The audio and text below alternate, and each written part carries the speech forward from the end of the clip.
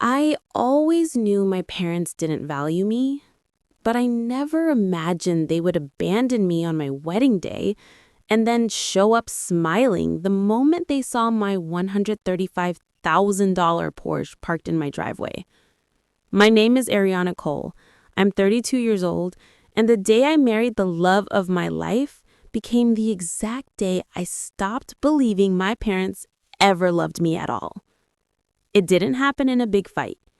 There was no dramatic argument, no slammed doors, just two empty chairs at my wedding ceremony, and two excited faces waiting for me at home later, not because of me, but because of a car. Let me take you back to that moment. I was still in my wedding dress. The lace sleeves were sticking to my skin from hours of sweat and tears. My makeup had melted into thin lines under my eyes. Michael, my husband, drove in silence, holding my hand the way you hold something delicate, something you're afraid might shatter if you squeeze too hard. The reception was over. Guests had left. Even the DJ was packing up by the time we slipped out. Michael kept glancing at me like he was afraid I would disappear. "Ari, just breathe," he whispered. But how do you breathe when the people who raised you couldn't bother to show up for the most meaningful moment of your life? We pulled into the driveway. I was ready to go inside, shower, cry, and maybe sleep for 12 hours. Instead, I saw them. My mom and dad, standing right in front of the house, like they were waiting to greet a celebrity. My mom even waved. My stomach dropped. Michael's grip tightened. At first, I thought maybe they came to apologize. But then I saw it. Their eyes weren't on me.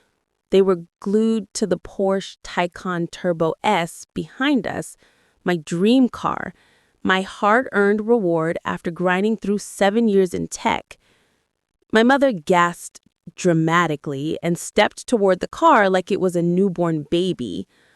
"Oh my God, Ariana, this is yours? Why didn't you tell us you bought something this expensive?" My father nodded approvingly. "This is a real car. You're really moving up now. We should have come earlier." I stared at them through the smeared mascara on my face, still in my wedding gown, feeling like I was being pranked by life itself. They didn't show up for my vows, but they showed up for a car? I stepped out slowly. My mom spread her arms for a hug, but I stepped back. She froze midair, and I said the one line I had been holding in my throat all day. "You weren't at my wedding." The air tightened. My mom's smile disappeared. My dad shifted uncomfortably. But before I tell you what they said, you need to understand how we even got here. If you're watching this, stay with me, because the truth behind their absence wasn't just painful, it was intentional, manipulative, and decades in the making. I grew up in Cleveland, Ohio, in a home that looked like a family commercial from the outside, but felt like a silent competition on the inside. My parents had 3 kids: Ethan, the golden boy; Chloe, the delicate princess; me, the responsible one. And let me tell you something about being the responsible one in a dysfunctional family. It's just a polite way of saying you're the child they use, but never choose. Ethan could fail a class. They hired tutors. Chloe could quit her job. They paid her bills. Me, if I didn't start dinner by 6 p.m., my mom acted like I'd committed a crime. People say emotional neglect is subtle. Not in my house. It was loud. Loud in the way they cheered for Ethan's achievements and barely blinked when I brought home straight A's. Loud in the way they defended Chloe's every mistake but dismissed my feelings as overreacting. Loud in the way I could walk into a room and somehow still feel unseen. I spent years trying to earn their approval, like a student begging for grades after the test is over. But no matter how perfect I tried to be, I was always second place, in a race I never asked to run. I met Michael when I was 28, working long nights in a tech startup. He was calm, patient, observant, the kind of man who reads emotions like subtitles. He noticed when I was tired. He noticed when I was pretending to be okay. He noticed me. That was new. My parents, however, were not impressed. My mother whispered once when she thought I couldn't hear, "He's too simple for her. She needs someone from a better family." My father wasn't subtle either. "So he works in IT? You didn't find someone more ambitious?" Meanwhile, Ethan hadn't held a job longer than 6 months. Chloe was on her third attempt at community college. But Michael, the man who treated me with respect and stability, he wasn't good enough. Yet, he stayed. Through every silent dinner with my parents, through every passive-aggressive comment, through every time they introduced him as Ariana's friend, he stayed. When Michael proposed, I cried. Not because I wasn't expecting it, but because it was the first time someone chose me loudly, visibly, unquestionably. My parents didn't even pretend to be excited. Mom said, "We'll try to make the wedding if things aren't too busy." Too busy for your daughter's wedding. Dad said, "Just don't expect us to help pay for anything." We didn't need their money. We needed their support. But they skipped every dress fitting, every rehearsal, every planning meeting, every conversation that mattered. I convinced myself they'd show up on the day. Surely they wouldn't miss the actual ceremony, right? The ceremony venue was beautiful. Simple, elegant, filled with warm light. But on the left side, right in the front row, were 2 empty chairs reserved for my parents. My maid of honor asked quietly, "Ari, should I call them?" I shook my head. Maybe they're running late. But the truth settled in my chest like ice. They weren't coming. Michael's family whispered to each other, confused. Friends exchanged glances. The officiator waited an extra 5 minutes before beginning. When it was time to walk down the aisle, Michael's father, the man who barely knew me compared to my own parents, offered his arm. He said, "I'd be honored." That kindness broke me more than my parents' absence. The ceremony was beautiful, but I felt hollow. And on the drive home, I cried until my vision blurred. I thought the worst part of the day was behind me. I was wrong. So there we are, me in my wedding dress, my parents standing there like nothing had happened, my Porsche gleaming between us like some twisted magnet they couldn't resist. My father's face was stiff, like he was annoyed I ruined their surprise visit. My mom clutched her purse, eyes flicking between me and the car. I repeated, quieter this time, "You weren't at my wedding." My mom inhaled sharply. "Well, Ariana, you know how things have been lately. We weren't sure this wedding was the right step." "The right step for who?" I asked. My dad crossed his arms. "For you. We didn't think it would last." Michael froze beside me. Even he wasn't expecting that level of cruelty. I felt the heat rise up my neck, my chest tight enough to snap. I said, "You didn't come because you don't like him." Dad shrugged. "And look at this car. Maybe you should have told us earlier. We would have rearranged our schedule. You should have said things were going well for you. We thought you were struggling." I laughed, a broken, painful, exhausted laugh. "So you skipped my wedding because you assumed I wasn't successful?" My mother tried to touch my arm. I pulled away. Ariana, she said gently, don't be dramatic. Dramatic. The word felt like a slap. I wanted to scream. I wanted to cry. I wanted to tell them to leave and never come back. But before I could speak, Michael squeezed my hand and said, "Tell her." My parents looked confused. My heart stopped. "Tell her what?" I asked. Michael's voice was low, controlled, heavy. "Ari, they didn't skip your wedding because of me. They skipped it because—" He looked at my mother. "Because of the conversation your mom had with Chloe." My mother's eyes widened. "Ariana, don't listen to—" I stepped closer. "What conversation?" Silence. My father looked away. My mother swallowed hard. And Michael said, "Your own sister told them not to come." For a moment, I couldn't move. I couldn't speak. It felt like the world paused, like even the wind outside was waiting for what I would say. "My sister?" I whispered. It didn't make sense. Chloe and I weren't best friends, but we weren't enemies either. At least, I didn't think so. Michael nodded slowly, still staring at my mother, who suddenly looked like the child caught stealing.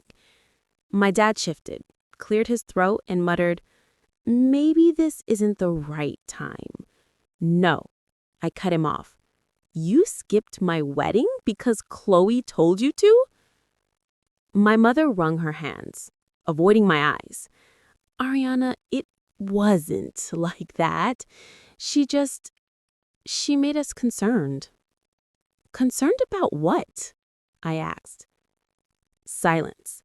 I could hear my heartbeat in my ears. I took a step closer. "What exactly did Chloe say?" My mother exhaled shakily, as if preparing to tell me the weather, not confess something that shattered an entire family. "She said Michael wasn't marrying you for the right reasons." My stomach twisted. Michael's jaw tightened. My father added, almost casually, "She told us she had proof you were being used." I blinked. "Proof of what?" Mom swallowed hard. "She said Michael was only marrying you because you make more money, that he planned to use you to get ahead, that you two had been fighting constantly, that the relationship was unstable." My mouth opened, but no sound came out. Everything she said was a lie, a complete fabrication. I felt like a bucket of cold water had been dumped on me. Michael stepped forward. His voice was controlled, but I could hear the anger simmering beneath. "Mrs. Cole, with all due respect, you believe that without asking Ariana? Without asking me?" My mother flinched. "I didn't want to upset her before the wedding." "But you didn't mind skipping it," I snapped. My father raised his hands. "Listen, Ariana, you've always been emotional. We didn't want to trigger anything." I laughed, a bitter, hollow sound. "So your solution was to not come at all?" My mother said softly, "Chloe was very worried. She said she saw messages on your phone, arguments. She said Michael was planning to quit his job after the wedding." Michael's head snapped toward me. "What? When have I ever?" "You haven't," I said instantly. I turned back to my parents. "What messages? What arguments?" Mom hesitated. Dad looked at her. Neither wanted to answer. "Tell me," I demanded.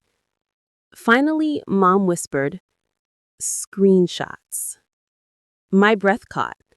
"What screenshots?" She looked down. "Chloe sent us screenshots from your phone, texts between you and Michael. Very ugly things." Michael stepped closer to me, his voice breaking. "Ari, We've never had a conversation like that. Not once. I know, I whispered, my chest tightening. Dad sighed like this was all a big misunderstanding. She said you deleted the messages so you wouldn't have to admit the truth. I stared at them, horrified. My own sister forged messages to sabotage my wedding? Mom whispered, she said she was trying to protect you. My hand shook. Protect me from what? Happiness? Neither of them answered, and in that moment, something inside me cracked, not loudly, but softly, like the quiet snap of a thread that had been pulled too tight for too long. Growing up, I always thought Chloe was simply spoiled, not malicious. She was the kind of girl everyone rushed to save, even when she didn't need saving. If she cried, Mom cried harder. If she was stressed, Dad paused his whole world for her. If she didn't get what she wanted, the whole house rearranged itself until she did. Me? When I cried, Mom told me to stop being dramatic. When I was stressed, Dad said, "Life is tough, figure it out." When I didn't get what I wanted, they told me to lower my expectations. But Chloe?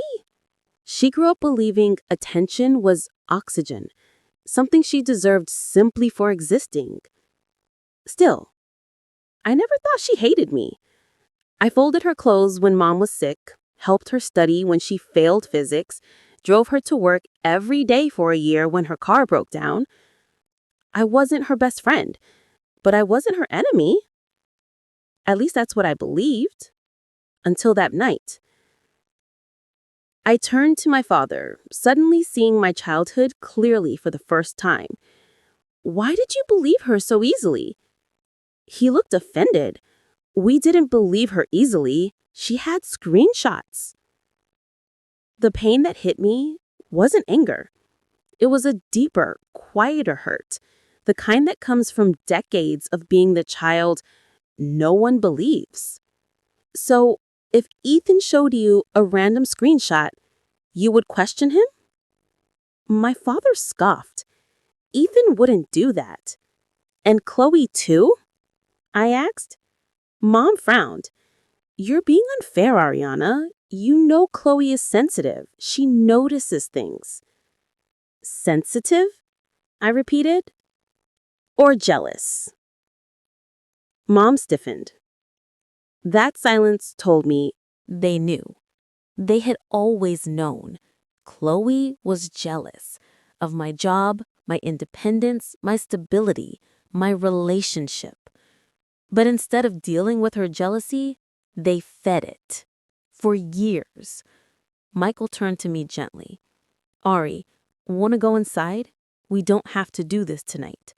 But I shook my head. No. I had swallowed my pain for 32 years.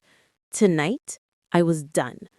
I stepped forward, bridal dress dragging across the concrete, the train catching on a crack in the driveway. You skipped my wedding, I said slowly, because a grown woman, your other daughter, told you fake stories and showed you fake screenshots, and you didn't bother to call me, text me, or ask me a single question? My father rubbed his temples. We trusted her. And that was the truth. The ugly, unforgivable truth. They trusted everyone, except me. My voice trembled. Do you know how it felt? Standing there, walking down the aisle, looking at two empty seats? My mother swallowed a sob. We thought, no, you didn't think. You judged, you assumed, and you chose Chloe's jealousy over my happiness. Dad shook his head. She wasn't jealous. She was concerned you were rushing. Rushing? Michael and I dated for 3 years. What exactly did Chloe say about Michael? I asked. My mom hesitated again. She said he made a comment about your salary that he said you could carry the household and he didn't need to worry. Michael's eyes widened. I've never said that in my life. Dad shrugged. She said she overheard you on speakerphone. Michael ran a hand through his hair. I've never been on speakerphone around her, and they've never made Ariana pay for anything, ever. He was right. Michael is one of the most financially responsible men I've ever known. Everything Chloe said was a lie. Every single thing. I said quietly, "Tell me something. If Chloe told you Michael hit me, would you believe her?" My mother looked horrified. "Ariana, that's not fair." Answer the question. My father exhaled. "Well, she wouldn't lie about something like that." I felt the words slice through me. "She wouldn't lie," I repeated. "She already did. You're just so used to excusing her behavior that you can't accept she hurt me intentionally." My mother whispered, "She's your sister." Exactly. And she chose to destroy the most important day of my life. Tears blurred my vision. Michael put a hand on my back, steadying me. Mom wiped her eyes. "I'm sorry you feel that way." I raised my hand. Don't. Don't apologize for how I feel. Apologize for what you did." She opened her mouth, closed it again. Silence. That silence told me the truth. They weren't sorry. They were embarrassed. Embarrassed they got caught. Embarrassed they misjudged me. Embarrassed they chose the wrong child. But not sorry. My father suddenly clapped his hands together like he was trying to end the tension. "Well, the important thing is we're here now. We can celebrate. Let's come inside, see the house, maybe take pictures with the car." I stared at him, stunned. "With the car?" Michael actually laughed in disbelief. My father shrugged. "It's impressive. You should have told us you were doing so well." My chest tightened again. "That's why you're here," I said quietly. "Not for me, not even for the wedding. You came because you saw something expensive." My father opened his mouth, then closed it, because there was no denying it. They came for the car, not for their daughter in a wedding dress, not for the vows, not for the love, not for the moment, just the car. Before anyone could speak again, my phone vibrated inside my clutch bag. A FaceTime call. From Chloe. The timing was too perfect. Too suspicious. Michael stepped closer. "Are you going to answer?" I didn't want to. Every part of me was shaking, but something in my gut whispered, "You need to hear this." I slid my thumb across the screen and lifted the phone.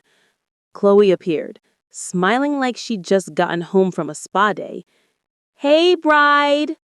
My blood boiled. "Why are you calling?" She blinked innocently. "I wanted to congratulate you. I'm so sorry I missed the ceremony. I cut her off. "Mom and Dad told me everything." Her smile froze. Then slowly, her expression changed. Not guilty, not scared, but smug. She tilted her head and said, "Well, if you knew what I know, you wouldn't have married him either." Silence fell between us after Chloe said her poisonous sentence. "If you knew what I know, you wouldn't have married him either." The words didn't just land, they spread, like ink dripping into clear water, like poison looking for a place to settle. I felt Michael tense beside me. My parents stood frozen, eyes darting between me and the glowing FaceTime screen like they were watching a crime unfold. Finally, I spoke, slowly, deliberately. "What truth are you talking about, Chloe?" Her smile didn't fade. It sharpened. "Ariana, I didn't want to bring this up today," she said, tucking her hair behind her ear. But you forced my hand. Forced her hand? I swallowed the rising heat in my chest. Go ahead, I said. Say what you came to say. Chloe sighed dramatically, as if I was the one being difficult. I wasn't trying to ruin your wedding, she said. I was trying to protect you. I'm the only one brave enough to tell you the truth. Michael's breath left his body in a sharp exhale. I stepped forward, voice steady. Protect me from what? Chloe leaned toward her camera like she was delivering good news. From Michael using you. My mother gasped softly. My father's mouth tightened. Michael opened his mouth, but I raised my hand. Let her speak, I said. His teeth clenched, but he nodded. Chloe pressed on, gaining more confidence as she spoke. I overheard Michael at a party talking about how glad he was to find a woman who could carry the financial weight. He said he was planning to quit his job after the wedding. I didn't blink. What party, Chloe? She hesitated.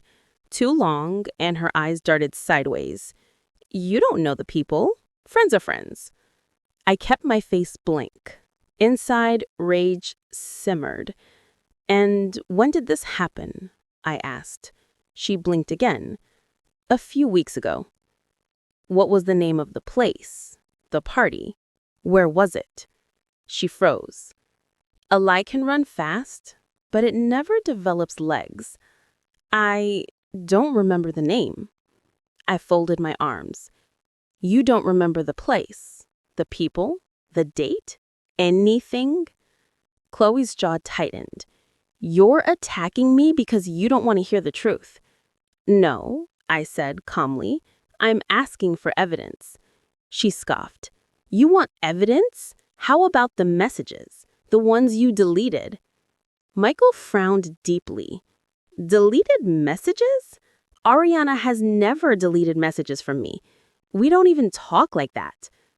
Chloe smirked. Oh, right, because you two are so perfect, right?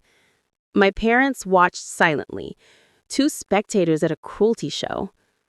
I inhaled slowly. Chloe, show me the screenshots you sent them. She blinked. Her chin lifted. I deleted them. Convenient, I murmured. My father stepped forward. Ariana, she showed them to us. They looked real. Looked real. Not were real. Looked real.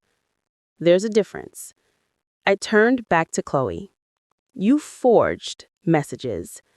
Her face twitched, the truth slipping through her expression for a split second. Then she smirked. You don't know what I did. Yes, I said calmly. I do. Growing up, I thought Chloe was simply spoiled. A girl who cried until she got what she wanted. A princess raised on attention and coddling.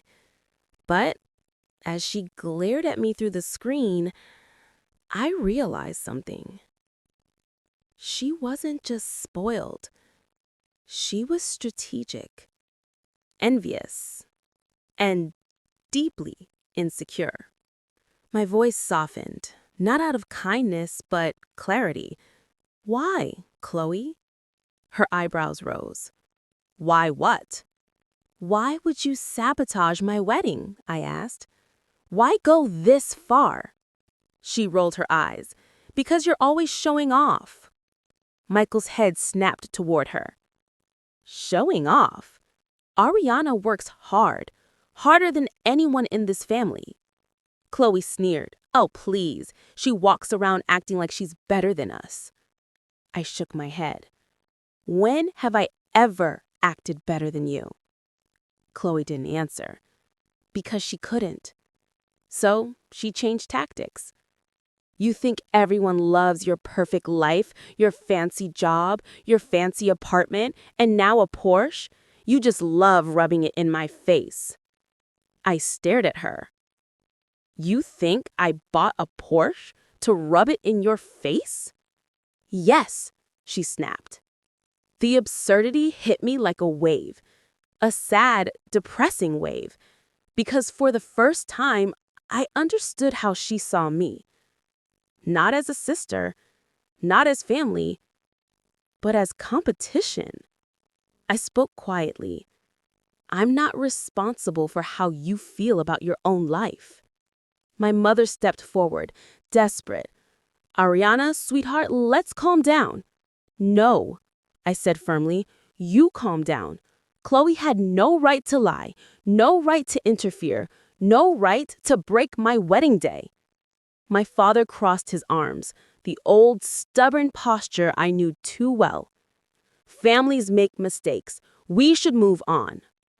I looked at him, my voice low. You didn't make a mistake. You made a decision. You trusted Chloe over me. He frowned. She was trying to look out for you. I shook my head. No, she was looking out for herself. Chloe stiffened. You're just mad because you know he married you for your money. Michael stepped forward, voice thunderous. Enough. Chloe smirked. Oh, look, he talks now. Michael's jaw was clenched, so tight I could hear the tension in his breath.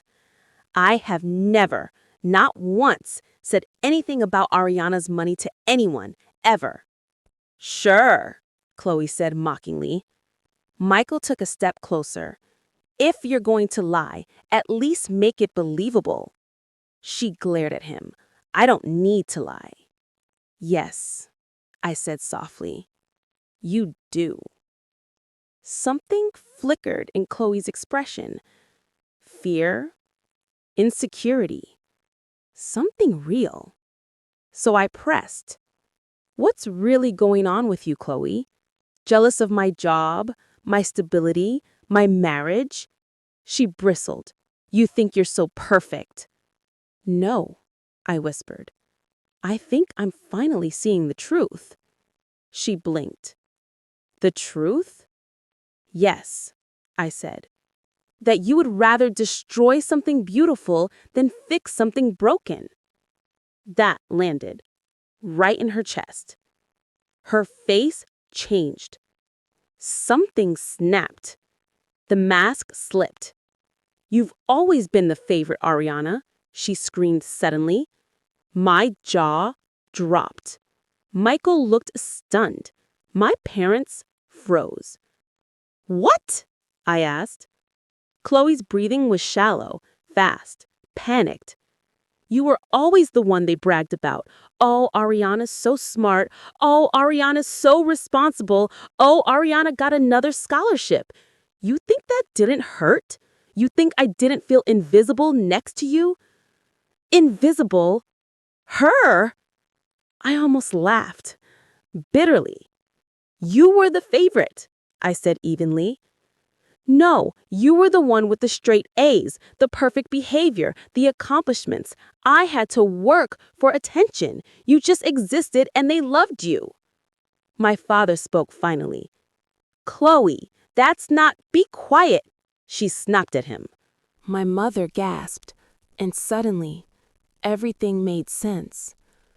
Chloe didn't ruin my wedding because she hated Michael. She ruined it because she hated me. Or rather, she hated how she felt around me. Small, unsuccessful, unstable, envious. Her jealousy wasn't new, just finally exposed. My voice grew quiet. You hurt me on purpose. Chloe's lip trembled. You hurt me first. How? I asked. By succeeding, she whispered. A strange, painful pity washed over me. Not sympathy. I wasn't ready for that, but understanding. You could succeed too, I said gently. She shook her head violently. No, I can't. I'll never be you, so I did what I had to do. My mother sobbed. Oh, God. My father's face was pale. Michael squeezed my hand, grounding me. And then Chloe's voice dropped, low, venomous. "You think you're done being shocked?" she asked, "because there's still one more thing." Michael stepped in protectively. "Don't." But Chloe leaned closer to her screen, a wicked smile curling on her lips. "The thing Michael said about your job?" Michael's head snapped up. "I didn't say anything about, not to you, to someone else." My throat tightened. "What did he say?" Chloe smiled with sick satisfaction. "Ask him." I felt the ground shift under me. Not because I believed her. I didn't. But because doubt is a seed, and she had just thrown it into soil drenched in chaos. Michael turned to me, eyes wide, hurt. "Ariana, please don't let her—" His voice broke. Chloe saw it, and she grinned. Like she had finally achieved her goal. Make me doubt him. Make me doubt myself. Make me break. And as I stood there, in my wedding dress, makeup ruined, Porsche gleaming behind me like an untouched symbol of my hard-earned success, I realized this wasn't just Chloe's jealousy. This was a wound my family had been feeding for decades. And now, on the night that should have been the happiest of my life, it was finally bleeding out. The moment Chloe said, "Ask him," my heart didn't just drop, it twisted. Not because I believed her, but because she wanted me to doubt him. She wanted to ruin something pure, something stable, something she didn't understand. Michael stepped closer instantly, hands raised like a man trying to calm a fire. "Ariana," he said softly, "I don't know what she's talking about. I didn't say anything about your job to anyone." I nodded slowly, but my chest was tight. Not with suspicion, with exhaustion. This night had taken everything out of me. Chloe saw that exhaustion, and she smirked.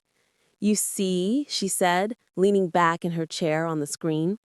"She's thinking about it. She's finally seeing what I've been trying to tell her." Michael turned toward the phone and said in a calm, deadly voice, "Chloe, you need help." She scoffed. "I need help? Really? From who? You?" Michael exhaled through his nose. "No, from a therapist, a real one." For the first time all night, Chloe flinched. Then she laughed loudly, almost hysterically. "Oh, please, therapy? For what? For caring about my sister?" My mother stepped forward, voice trembling. "Chloe, you didn't care. You lied, sweetheart. You lied and you hurt her." "Mom, shut up!" Chloe snapped. My mother gasped. My father stiffened. Everything was unraveling. Everything was exposed. It wasn't pretty. It wasn't poetic. It wasn't a soft revelation. It was ugly, raw. Truth in its most painful form. And I felt something inside me break open, not in a destructive way, in a liberating way, like a rope snapping after years of being pulled too tight. I stepped forward, closer to the phone, closer to the person who had caused the deepest wound I'd ever carried. "Chloe," I said, my voice quieter than before, "I'm going to ask you something, and I want you to answer honestly." She folded her arms defensively. "What?" "Do you even like me?" The question stunned everyone. Michael blinked. My mother covered her mouth. My father's face drained of color. But Chloe? She didn't look surprised. She didn't look confused. She just stared. And then she shrugged. I like you when you're not being a show-off. My eyes burned, but I didn't let tears fall. And when am I not being a show-off? When you fail, she said flatly. My breath caught. Fail? I whispered. Yes, she said. When things go wrong for you, you're easier to be around. You're not so perfect. My mother began to sob. Chloe, shut up! Shut up! But she continued, relentless, bitter, honest in the worst possible way. You don't know what it was like growing up next to you. You got everything without trying. You were smart, you were good, teachers loved you, Dad bragged about you. Mom said you'd be the first to make it big. You were the standard, and I was just Chloe. I stared at her, finally seeing the real enemy I'd been fighting without knowing. Not her, not my parents, but comparison. The competition none of us signed up for, but all of us lost. Chloe, I said softly, you do understand I never, not once, tried to compete with you, right? She scoffed. You didn't have to. You winning was your personality. The truth stung. Not because she was right, but because she truly believed every word. I exhaled.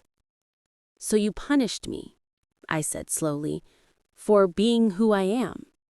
You punished me first, she snapped, just by existing. A silence fell so heavy that even the air felt dense. My mother whispered, trembling, We failed both of you. Oh my God, we failed you. My father looked away, guilt swimming in his eyes. For the first time ever, he saw it. All the favoritism, all the excuses, all the blind acceptance of Chloe's insecurity, all the dismissal of my pain. Everything. Michael stepped forward, standing between me and the phone. Ariana, he said, turning to me, I want you to hear something clearly. I looked up. He held my face gently. I would never, ever use you.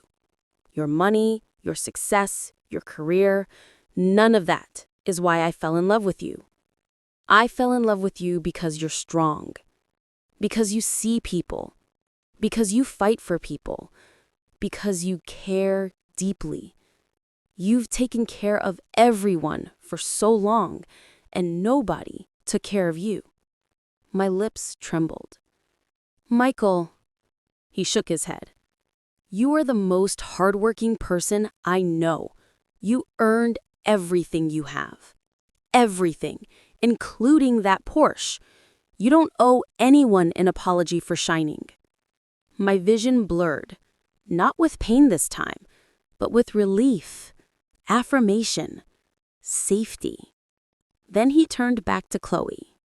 And you, he said, voice low and steady, you're jealous. That's fine. People get jealous. But destroying your sister's wedding? That takes cruelty. Chloe rolled her eyes. Oh, please. She still got married, didn't she?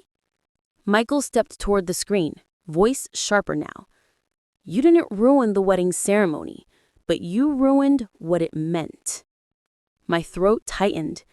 He was right. So painfully right.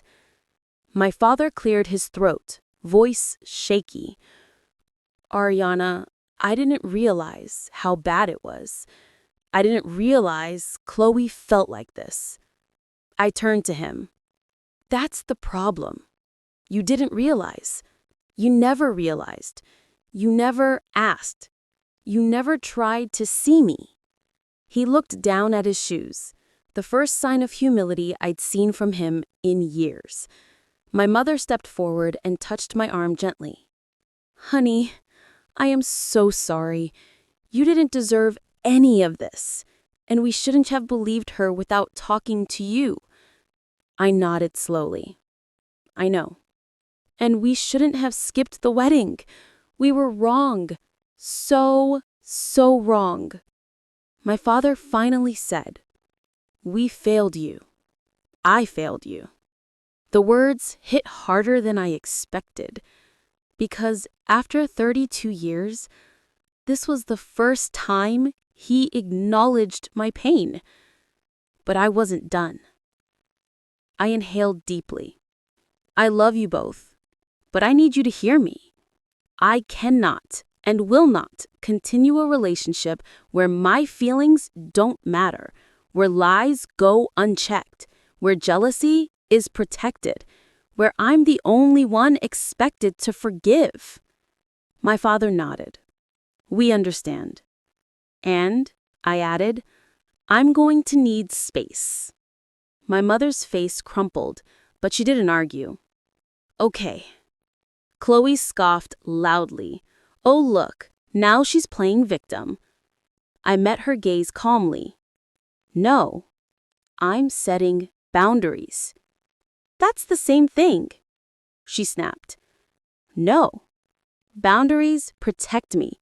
Your behavior harms me. There's a difference. She smirked. You think you can just cut me out? I think, I said, voice steady, that until you deal with your jealousy, your insecurity, and whatever else you're carrying, we can't have a relationship. Not a real one, not a healthy one. Chloe's face twisted. You're choosing him over your family? I stepped back, holding Michael's hand. I'm choosing peace. She laughed bitterly. You won't last. Marriages fall apart. Sisters don't. Michael answered for me. Sisters who lie, manipulate, sabotage, and ruin weddings absolutely do. Chloe's mouth fell open. I turned to her one last time. I hope you get the help you need. I hope you heal. But you're not going to heal by dragging me down. Her voice cracked. You think you're better than me? No. I think I'm done being worse to myself for your comfort. I ended the call. Not abruptly, not angrily, but intentionally. I clicked end and placed the phone face down on the car's hood. The night was quiet. My parents were quiet. Michael was quiet. Then I said the words I never thought I'd say. I'm done chasing love that hurts me.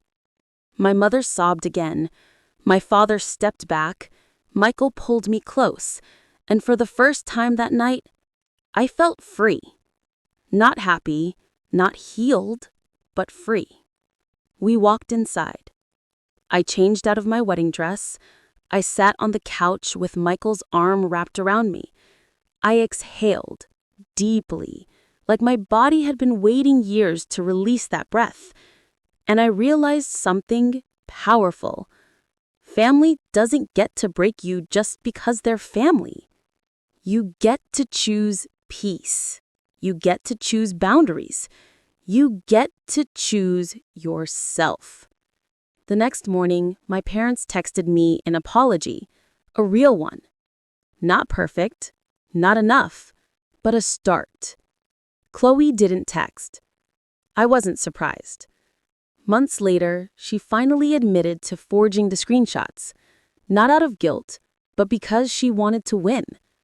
She hasn't spoken to me since, and honestly, I've never felt lighter. Michael and I have been in therapy, not because our marriage was broken, but because I was. Decades of neglect don't disappear overnight, but I'm healing. And that Porsche, it isn't a car. It's a symbol, not of wealth, but of freedom, of choosing myself, of rising despite everything. And if you're watching this, let me ask you, Have you ever been betrayed by the people you loved the most? Share your story in the comments. I'm listening.